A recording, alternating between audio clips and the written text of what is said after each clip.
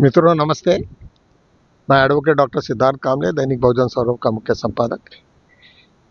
मैं 3-4 दिन से वीडियो नहीं कर पाया क्योंकि मैं अभी लंदन के पास में स्थित बेडफोर्ड में हूँ और मुझे कुछ प्रोग्राम्स इस तरीक़ा से थे कि जिसकी वजह से मैं बहुत सारे वीडियो नहीं देख पाया। और बगैर वीडियो देखे इंडिया का कुछ करना, मतलब कोई किसी विषय पे बात करना, ये बराबर नहीं है। मैं आज सुबह में ही, आज बेडफोर्ड में ही एक छोटा सा एक विलेज है, काफ़ी अच्छा डिस्ट्रिक्ट का प्लेस है, वहाँ पे मैं बहुत बार आया हूँ। ये मेरे ख्याल से ये 5वीं-6वीं बार होगी। और यहाँ पे आते समय मुझे बड़ा आनंद हुआ। सुबह में मॉर्निंग में निकला और सोचा कि चलो कुछ ना कुछ आपसे बात की जाए। मित्रों, जब कोई अम्बेडकराइट आदमी जब कभी टूर पे भी निकलता तो उसके दिमाग में कंटिन्यूसली एक ही बात चलते रहती है कि बाबा साहब ने यहाँ पे ब्रिटेन में ऐसे कौन से काम किए कि जिसके वजह से हमें पूरी याद रखनी चाहिए। तो कल हम लोगों ने नॉर्थवेस्टर करके एक यहाँ पे एक बहुत बड़ा एक पैलेस है जहाँ पे पूरे पॉलिटिकली एक्टिविटीज़ हुई थी। और तुम्हें सभी को मालूम है कि डॉक्टर बाबा साहब आम्बेडकर का संपूर्ण आयुष्य, मतलब मैक्सिमम समय ब्रिटिश गवर्नमेंट के साथ में गया और बहुत अच्छा गया। मैं लॉ का स्टूडेंट होने से भी मुझे मालूम है कि यहाँ पे जो हमारे यूनिवर्सल लॉ जो है और वो सब के सब हमारे कॉन्स्टिट्यूशन के साथ में मिलते हैं। तो मुझे कभी-कभी ऐसा लगता है कि डॉक्टर बाबा साहब आम्बेडकर ने बहुत कुछ कार्य किया जो विश्व के लिए बड़ा गौरवान्वित महसूस होता है। तो कल हम जो जहाँ पे वो स्पॉट पे गए थे हम लोग, तो वहाँ पे एक बहुत बड़ा एक ये था, एक एडमिनिस्ट्रेटिव ऑफिस था और नॉर्वेज, और उसके बाद में वहाँ पे हज़ारों किताबें थी। और उन दिनों में डॉक्टर बाबा साहब आम्बेडकर और इन लोगों के बीच में क्या-क्या चला और ब्रिटिश गवर्नमेंट उनको किस तरीक़ा से पहचानती थी और उनका रिकॉग्निशन था।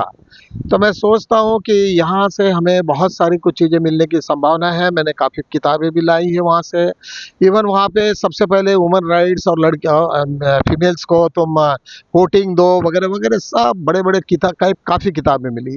मुझे लगता है कि हमें महाराष्ट्र गवर्नमेंट का जो पब्लिकेशन डिपार्टमेंट है, डॉक्टर बाबा साहब आम्बेडकर अध्ययन सेंटर, तो उन्होंने ये सब चीज़ों को ध्यान में रखना चाहिए और निश्चित रूप से आने वाले दिनों में इसके ऊपर में अध्ययन होना चाहिए, क्योंकि पूरा ब्रिटिश शासन ही सबसे इम्पोर्टेंट था डॉक्टर बाबा साहब आम्बेडकर को।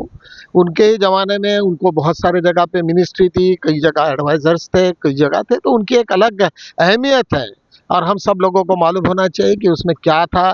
तो निश्चित रूप से मैं आने वाले वीडियोज़ के ऊपर में क्या-क्या मैंने वहाँ पे देखा और किस-किस तरीक़ा से वहाँ पे क्या कर सकते हैं हम लोग, तो इसके बारे में निश्चित रूप से हम लोग जानकारी देखेंगे। आज मैं यहाँ पे एक गार्डन में आया हूँ। ये गार्डन तो हमारे बेडफोर्ड का एक अच्छा-सा गार्डन है, लेकिन आप देख सकते हैं कि यहाँ पे वो कितना हरियाली और सब चीज़ें हैं यहाँ। खैर वो हमारे लिए तो हर जगह पे इसी टाइप का यहाँ पे होता। पूरा संपूर्ण ब्रिटेन, यूनाइटेड किंगडम ही एक इस तरह से बना हुआ है और निश्चित रूप से वहाँ का पर कैपिटा इनकम बहुत हेवी है। यहाँ पे लोग कम और ज़मीनें और गार्डन्स ही सबसे ज़्यादा दिखते हैं। तो निश्चित रूप से हमें भी लगता है कि ये कुछ हमारा भी कुछ ये होना चाहिए। तो मैं आज इन्हीं विचारों के साथ में हूँ। सोचा कि चलो आज एक गार्डन में बैठ के हम लोग छोटा-सा कुछ एक ये कर लेते हैं। इसके बाद में मैं निश्चित रूप से आपको जो-जो भी वहाँ पे बातें हुई, क्या-क्या किताबें थी वहाँ, कौन-सी थी और बाबा साहब का उस वक़्त क्या रोल हो सकता था, इसके बारे में निश्चित रूप से मैं हमारे यहाँ के महाराष्ट्र के प्रदीप आगलावे सर हैं, उनसे भी मैं बात करूँगा कि वो उनसे कम्युनिकेट करें और कम्युनिकेट करके वो कुछ ना कुछ उसके बारे में वो ध्यान में रखें। आने वाले दिनों में शायद ये हो सकता है कि हमें बहुत सारा लिटरेचर जो हमें इंडिया में भी अवेलेबल नहीं हुआ, वो सब ब्रिटिश गवर्नमेंट के साथ में अवेलेबल हो सकता है। तो उसी उम्मीद के साथ में मैं दोबारा 1-2 बार जाऊँगा और वहाँ से उनका करस्पॉन्डेंस करके मैं कुछ ना कुछ नई खोज करने की कोशिश करूँगा। इन्हीं शब्दों के साथ में मैं यहाँ पे यहीं आपका विराम लेता हूँ। कल मिलेंगे फिर हम लोग, जैसे भी मुझे समय मिलेगा तो निश्चित रूप से मैं फिर दोबारा छोटा-सा वीडियो करके आपको भेजूँगा।